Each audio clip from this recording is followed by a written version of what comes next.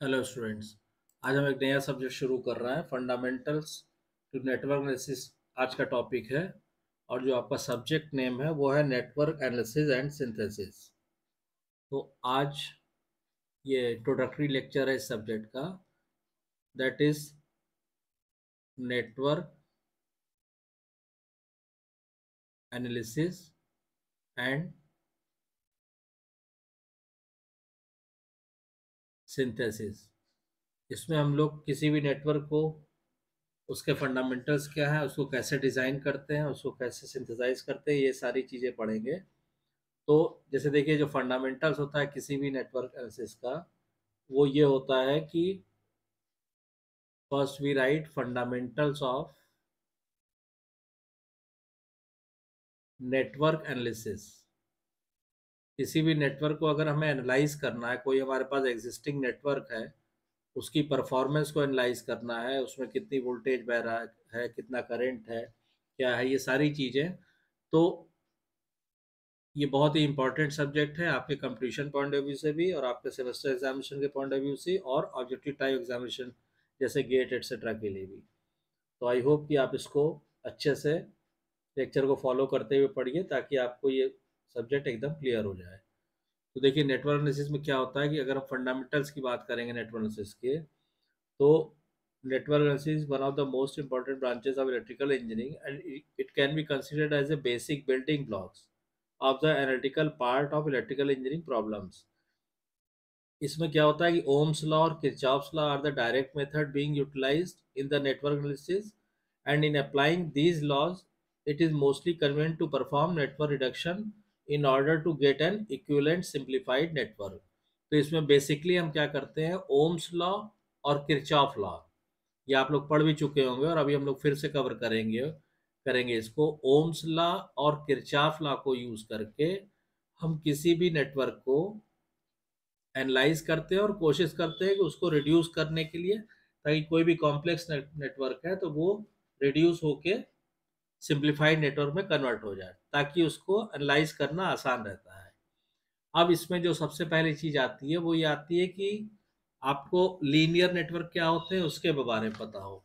तो सबसे पहले हम लिखते हैं concept of linear network. Linear network, तो लिखिए लीनियर नेटवर्क क्या होते हैं कि simply the interconnection of two और more simple circuit elements is called an electrical network.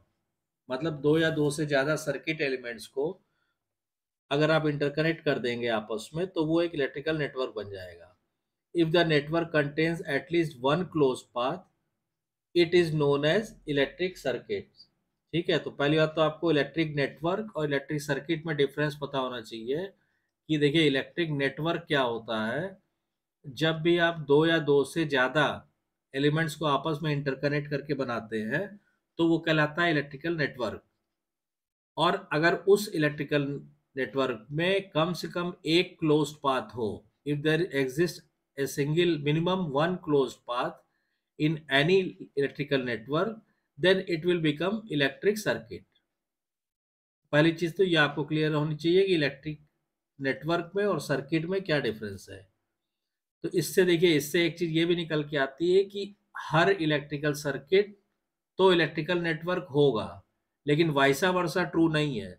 जरूरी नहीं है कि हर इलेक्ट्रिकल नेटवर्क भी इलेक्ट्रिकल सर्किट हो, this is not true, but this always true. कोई भी अगर इलेक्ट्रिक सर्किट है तो वो इलेक्ट्रिक नेटवर्क जरूर होगा। ठीक। अब इसके बाद हम लीनियर नेटवर्क की तरफ बढ़े, उसके पहले आपको पता होना चाहिए कि लीनियर एलिमेंट क्या होते हैं, लीनियर डिपेंडेंट सोर्स क्या होते हैं, लीनियर नेटवर्क क्या होते हैं। तो पहले हम बात करते हैं लीनियर एलिमेंट की। देखिए, लीनियर एलिमेंट क्या होता है। Linear element is a passive element which has a linear voltage current relationship. मतलब लीनियर एलिमेंट क्या है, एक पैसिव एलिमेंट है, मतलब एक्टिव सोर्स ऑफ एनर्जी नहीं है।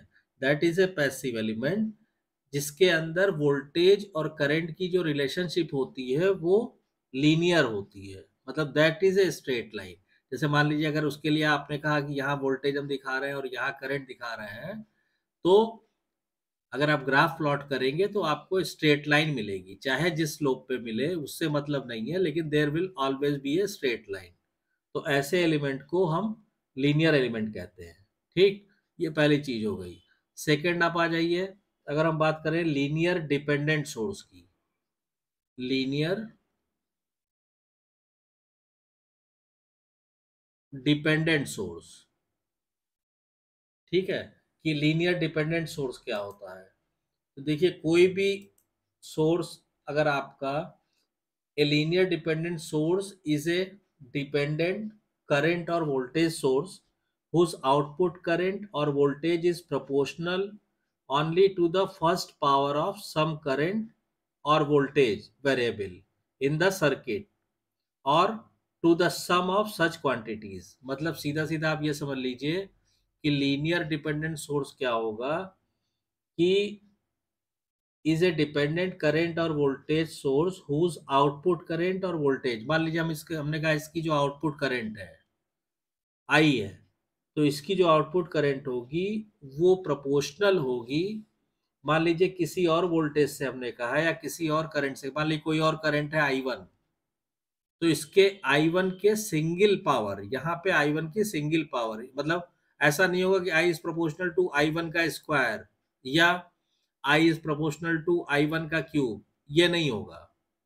यहाँ पे सिंगल पावर के अगर प्रोपोर्शनल होगा तो इस तरह के सोर्स को क्या कहते हैं, डिपेंडेंट सोर्स, जिसका आउटपुट उस इलेक्ट्रिकल सर्किट के किसी और करंट या वोल्टेज के सिंगल पावर के प्रोपोर्शनल होगा।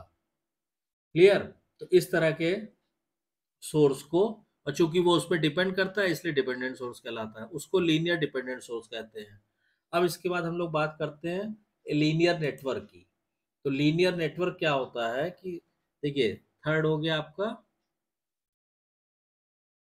Linear network. लीनियर नेटवर्क क्या होता है कि ए linear network is a circuit consisting of only the independent sources, linear dependent sources and linear element. यानी लीनियर नेटवर्क वो नेटवर्क होगा जिसमें या तो इंडिपेंडेंट सोर्सेज होंगे, इंडिपेंडेंट सोर्सेज ऑफ एनर्जी, जो ऑफ वोल्टेज कह लीजिए ऑफ करंट कह लीजिए, प्लस अगर डिपेंडेंट है तो लीनियर डिपेंडेंट सोर्स होगा। अभी हमने लीनियर डिपेंडेंट सोर्स आपको बताया ही था, लीनियर डिपेंडेंट सोर्स होगा, और इसके साथ लीनियर एलिमेंट्स, मतलब कोई भी चीज नॉन लीनियर इसमें नहीं आएगी। तो लीनियर नेटवर्क ऐसा नेटवर्क है जिसमें इंडिपेंडेंट सोर्सेज होंगे, लीनियर एलिमेंट होंगे और लीनियर डिपेंडेंट सोर्सेज होंगे। इनसे मिलके जो नेटवर्क बनता है that is called linear network. और इनसे जब ये मिलके बनता है तो जो principle of superposition and homogeneity are the two important properties of a linear network. तो चूंकि ये अगर इनसे मिलके बनेगा तो ये जो प्रिंसिपल ऑफ सुपरपोजिशन है, प्रिंसिपल ऑफ सुपरपोजिशन ये क्या है, ये आप लोग जानते होंगे, नहीं अभी आगे हम लोग इसको डिस्कस करेंगे। और सेकंड क्या है कि होमोजेनिटी, प्रिंसिपल ऑफ होमोजेनिटी, इसको भी ये, इन दोनों को ये लीनियर नेटवर्क फॉलो करेगा। तो इस तरह से आपको ये क्लियर होना चाहिए कि लीनियर नेटवर्क क्या होता है। अब इसमें क्या होता है कि in any linear bilateral network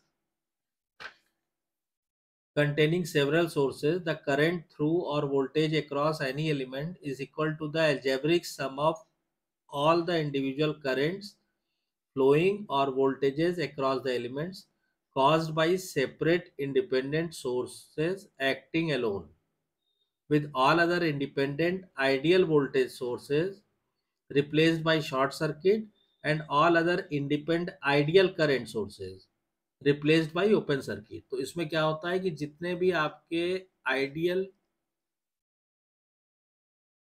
voltage sources रहते हैं, ठीक है, उसको हम रिप्लेस करते हैं किससे, शॉर्ट सर्किट से। दैट इज रिप्लेस्ड बाय, ये सब बहुत समझ के ध्यान से पढ़िएगा, शॉर्ट सर्किट। और जितने भी आइडियल आपके करंट सोर्स होंगे उसको हम किससे रिप्लेस कर देंगे? ओपन सर्किट से। ओपन सर्किट से। तो this property is called the property of superposition of linear network. तो ये जब आप रिप्लेसमेंट करते हैं तो ये क्या कर रहा है, ये किसी भी लीनियर नेटवर्क में के किसी भी एलिमेंट में फ्लो करने वाली करंट या उस एलिमेंट के अक्रॉस जो वोल्टेज आ रहा है वो बाकी सारी करंट्स का या बाकी सारे वोल्टेजेस का एल्जेब्रिक सम होगा। And this is called the principle of superposition. अब इसमें क्या होता है कि all the sources are multiplied by a constant.